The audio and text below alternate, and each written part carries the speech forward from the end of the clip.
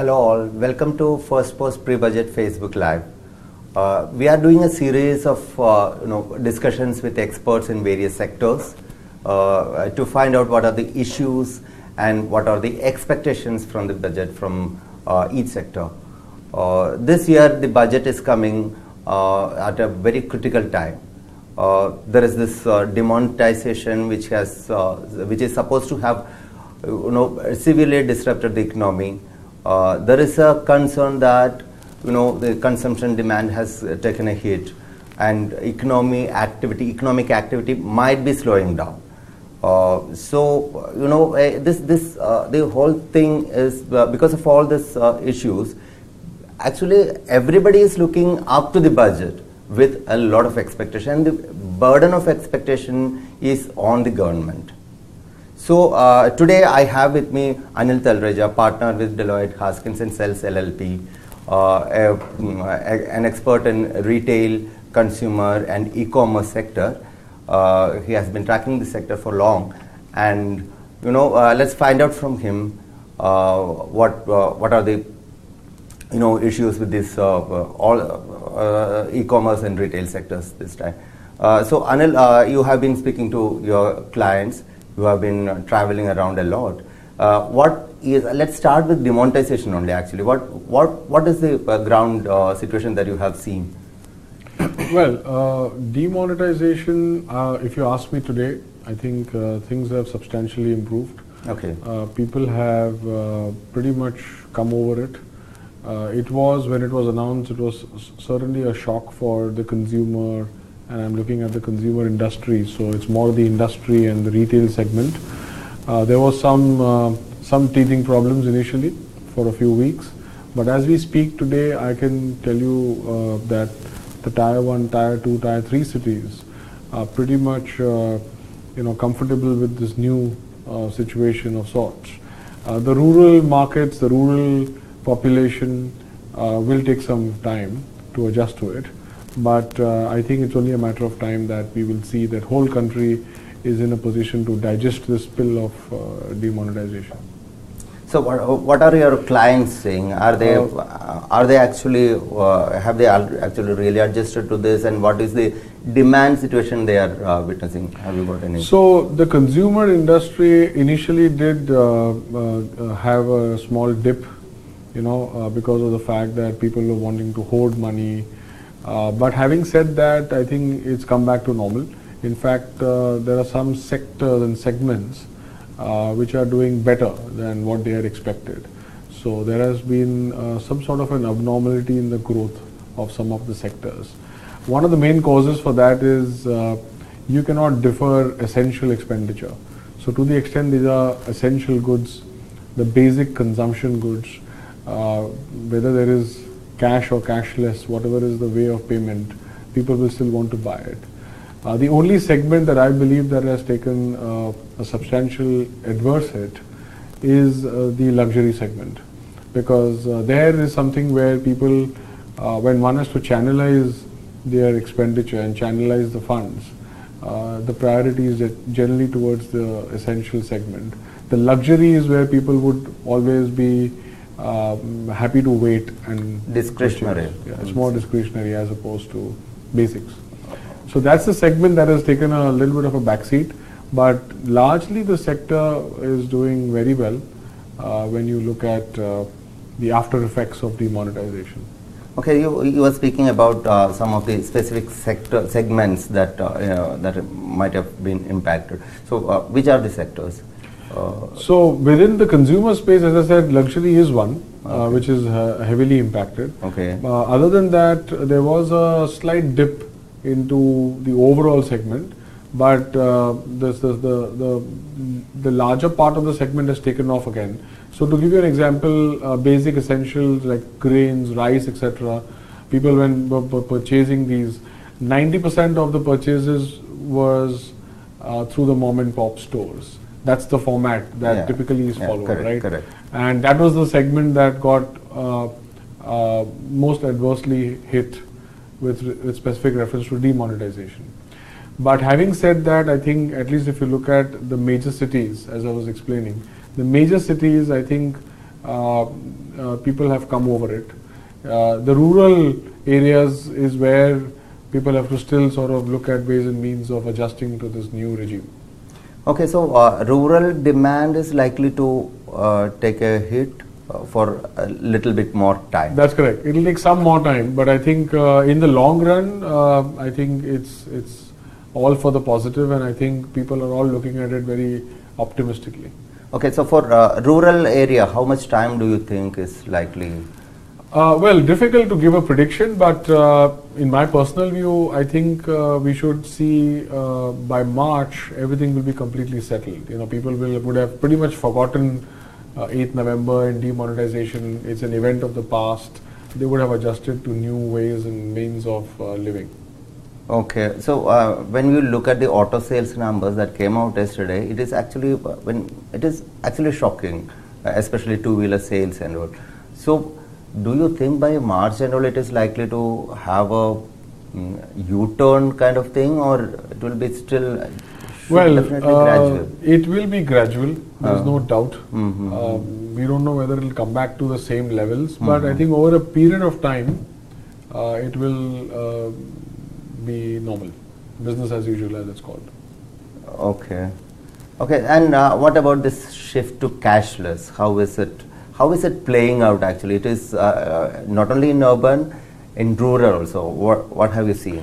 So there were some daunting challenges in front of the government when they announced this. One was move to cashless is an easier said than done thing, because you need to have connectivity, you need to have other means of payment, whether it's plastic money, electronic money, and that is where the government I think also realized that there will be a struggle with specific reference to areas or segments or geographies or regions within the country where there's not enough connectivity, there is dearth of banking systems compared to the major cities, as well as where there is not enough plastic money or electronic modes of payments.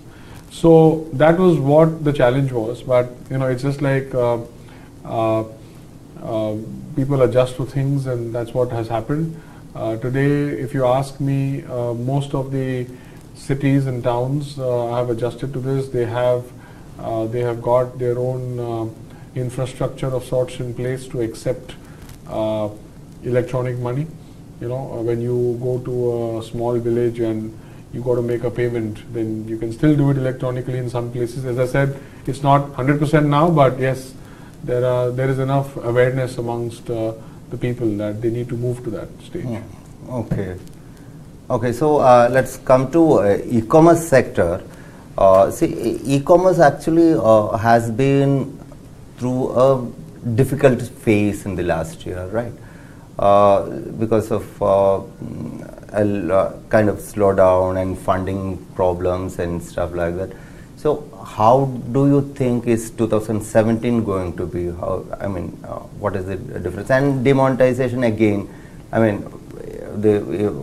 you said, it might still take a little bit more time to come back to normal demand and consumption. So during that time, can this sector hold on with this kind of a little bit of major losses? Actually, most of them are making. So what is your take? Well, I think let me just slightly explain a bit about the basics of the consumer life cycle. Okay, so we know about demonetization. We also recognize the fact that people are changing their modes of payments to buy essentials and consumer goods. I think an important element of this is, if you look at it from a macro perspective, we've been speaking to a lot of retail companies, a lot of consumers, as well as a lot of FMCG companies. What we've understood is that, and the feedback we got is that because of whatever events and announcements the government has made, confidence is now being built in the minds of the consumer, with specific reference to the government policy. So the consumer has confidence in the government. There is enough, I think, platform that has been prepared and also cemented with specific reference to growth. Now is the time where you need to see the actual growth. So by doing a few difficult things and painful things, as has been announced by the government, they have been able to iron out most of the problems that the consumers were facing. Consumers have the confidence in the government. That's why you see demonetization has been a good success, and hence now is the time that the government has to give certain further push or benefits, whatever you may call, to ensure that segments like e-commerce, segments like online retail, online shopping, whether it's grocery, apparel, etc., segments like the payments gateways, which is the financial services part of the segment. These are the segments that need another push, and that is where I think the government has to more focus now. So the whole homework has been done, the backdrops being created, you have the platform being established, and now is the time that, so 2017 I believe is the year, 17-18, where you will see most of these companies prosper.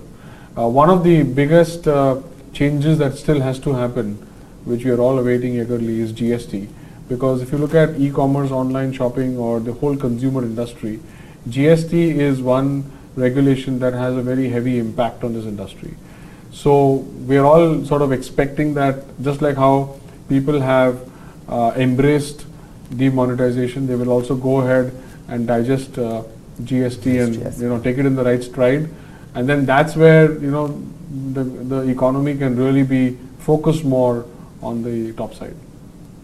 Okay, so what are the measures that the government should be announcing? Do you think any announcement in the budget regarding this push for online and?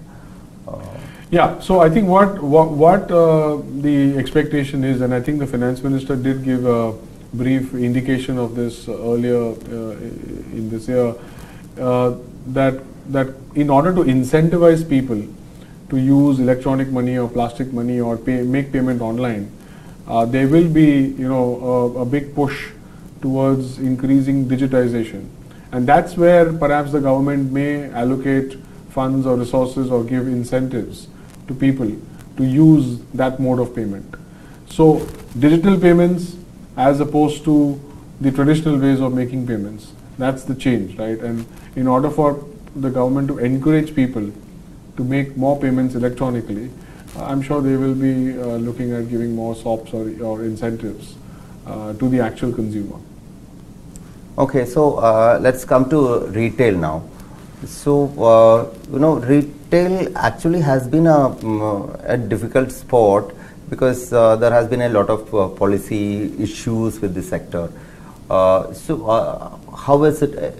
Has that been cleared now? What is your take on that? How is the retail sector as such looking at the government policies? So I think a lot has been cleared. So if you look at cross-border perspective, we had the FDI policy, which I think had issues, and I think a lot of clarifications have already been provided, and government keeps looking at it proactively and keeps changing whenever they believe there is a pain point for any of the retailers. If you look at domestically, last year I remember the government announced in the budget that there will be a model retail policy, Model Shops and Establishment Act as well. So they will try and ensure that there is standardization of these policies, which is more at the state level. So as you know, some of the states, including I think Maharashtra, has a retail trade policy, which has helped a lot of retailers to operate within their own geography in a particular structured manner. So I think in retrospect, if one looks back, there's been a lot of ironing out that has already been done by the government. I think the government keeps looking at it, and I don't expect that the government will stop making announcements. I expect there'll be more and more announcements, but I think the heart of the announcement is that the objective is to grow the sector and to try and ensure that consumers take the best of the advantages of the sector. So I believe there'll be a lot of focus in the budget on Digital India, as there's always been towards electronic payments. There will be a focus specifically, I think, also on making payments electronically, not only by the consumers but also by companies for purchases of raw materials, etc. The other part of it, which I think is very important to answer or to complete your answer, is the ancillary sectors. And ancillary is are, you have logistics, transportation, Yeah. You have warehousing, Yeah. cold chain. Yeah. These are the sectors that we do expect that there will be some announcement that the government will make in terms of giving incentives or small benefits, so that they have to keep encouraging these sectors, because these are the support sectors to the main retail and FMCG sectors. So once I think the support sectors get a decent amount of encouragement, then I think it will just build on and add more fuel to give a boost to the main consumer sector. Okay, so now when we come to the tax part, what is the situation of for e-commerce sector? Has the government got to do anything now that the GST is also supposed to be rolled out, and it has to be rolled out in 2017? So is there anything that the government should be doing, and what is the e-commerce sector's expectation from the government on that? So I think a lot could have been ironed out once the GST would roll out, because there's a lot of indirect tax play there. However, as we all know, there is some bit of uncertainty as to when GST will be officially rolled out. Appears to be a bit difficult on 1st of April. But yes, it is very likely that it will happen in the coming financial year, which is 2017. Having said that, and because there is a little bit of uncertainty on the timing, I think the government will continue to focus on the erstwhile indirect taxes, whether it's excise duty or service tax, and try and see how they can keep improvising on that further in terms of making changes to rates, etc. Although this is the old regime and this is perhaps temporary till the time GST comes in, but because there is uncertainty of timing, the government can't lose sight of the fact that the old regime will continue till such time that the new regime kicks in. So on the e-commerce side, there were always a lot of expectations from the industry, from the government with regard to taxes. They continue to be there, and I'm sure the government will look at it. It's only that the government has to ensure that the transition between the old tax system to the new tax system, which is GST, takes place in a very efficient and smooth manner. That's the critical part of what I've heard from discussing with a lot of e-commerce and retail companies, which they believe is something that they are a bit skeptical about. Okay, so for e-commerce companies specifically, GST is supposed to have the compliance burden. Compliance burden is on them, right? So are the companies prepared now? Are they preparing, even if it is a bit far now? Are they still preparing it? How is it? Well, the companies have no other option but to prepare themselves. So there is a technology platform that companies are trying to build. There's a supply chain mechanism that they're putting into place. I think if you are to answer your question, the companies were gearing up to do that, and they continue to do that. There may be a slight, reduction in the speed at which companies are preparing themselves, and that's mainly because of the actual date of the rollout is not really ascertained.